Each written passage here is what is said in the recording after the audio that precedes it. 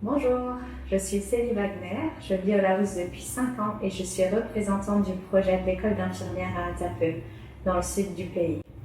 La deuxième phase du projet a démarré en octobre 2024 pour une durée de 3 ans. À mes côtés, il y a Marlise, qui est formatrice en soins infirmiers retraitée de Suisse, Bongram, la chef du projet, Latavan, responsable de l'administratif, Puna, notre traductrice, Doang, la comptable, et Nang, qui est chargée de l'entretien des locaux. Avec notre petite équipe, nous soutenons l'école d'infirmières de la province d'Atapeu. Notre objectif est de soutenir son développement pour qu'elle devienne une école solide, capable de former les futurs professionnels de la santé de la province. Une formation de qualité pour de meilleurs soins demain.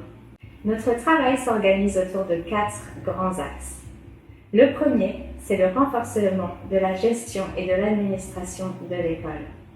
Les activités comprennent entre autres un soutien à la mise en œuvre du système de qualité, des formations en administration et en gestion, un appui au développement des compétences et des outils informatiques, un soutien au développement des ressources humaines. Dr Pungen, âgée de 58 ans, est la directrice de l'école de santé publique d'Atapeu. Elle témoigne que l'école rencontrait des difficultés de gestion en raison du manque d'expérience de l'équipe dans le domaine éducatif et de l'absence de plan stratégique et d'assurance qualité. Depuis l'appui du SFE, le système d'assurance qualité est mis en œuvre sérieusement, ce qui renforce la reconnaissance institutionnelle de l'école. L'école s'est aussi dotée d'une vision claire et d'un plan à 5 ans pour son développement. Le deuxième axe est l'amélioration des compétences pédagogiques des enseignants. Nous organisons des formations sur les méthodes d'enseignement avec l'appui de l'Université des sciences de la santé ou d'autres écoles expérimentées. Le projet accompagne aussi l'école dans le renforcement des systèmes d'évaluation et la mise en place des programmes d'études. Par exemple, Siliam, une jeune enseignante de 30 ans, a pu suivre une licence en soins infirmiers à Vientiane grâce au soutien du projet. À son retour, elle a apporté de nouvelles méthodes pédagogiques et renforcé ses compétences en communication et en gestion. Elle accompagne maintenant ses collègues pour améliorer l'enseignement. Madame Kankeo, enseignante à l'école depuis 11 ans après une carrière en pédiatrie, a suivi une formation courte à Champasak pour améliorer l'enseignement des soins pédiatriques. Elle est repartie avec des outils concrets pour mieux structurer ses cours, organiser les contenus et améliorer les évaluations. Marlise, notre collaboratrice, a travaillé ces derniers mois avec quelques formateurs sur comment enseigner la formation des premiers secours de façon claire et pertinente aux étudiants. Elle en a profité pour revoir avec ses enseignants comment maintenir le matériel de la salle de démonstration en bon état. Le troisième volet du projet vise à l'amélioration des stages dans les hôpitaux et les centres de santé. Les étudiants effectuent des stages dans les différents établissements de santé. Le projet soutient la formation des encadrants sur les lieux de stage et fournit du matériel pour améliorer la qualité des apprentissages. Un point important du projet, c'est d'encourager et soutenir la collaboration et la communication entre les formateurs de l'école et les formateurs sur les lieux de stage, par des réunions de préparation, des suivis de stage et un bilan commun à la fin de chaque stage pour identifier les difficultés et trouver des pistes d'amélioration. Le dernier volet du projet vise à l'amélioration de l'environnement d'apprentissage et des compétences de vie des étudiants. Les activités sont plutôt variées.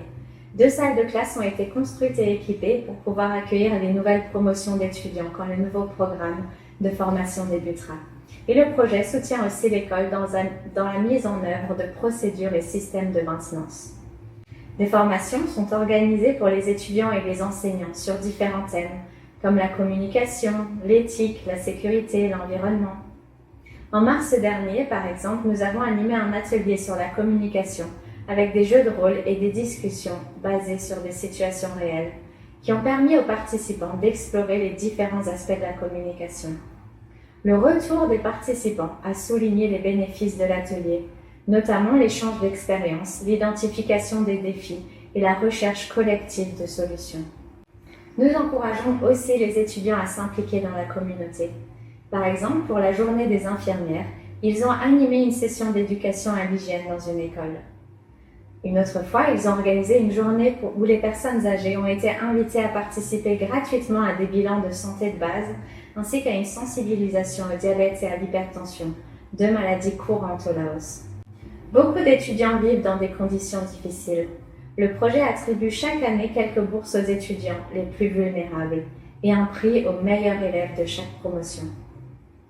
Lou Sami, étudiant en formation continue pour le diplôme supérieur qui a reçu une bourse d'études, témoigne. La bourse du SFE m'a été très bénéfique à plusieurs égards, notamment en m'apportant un soutien financier pour le matériel, la nourriture et le carburant. Elle a également aidé ma famille car ma fille est née avec une tumeur et nécessite des visites régulières à l'hôpital. L'un des impacts les plus puissants du projet est le renforcement des compétences locales. Investir dans des personnes, c'est miser sur un changement durable.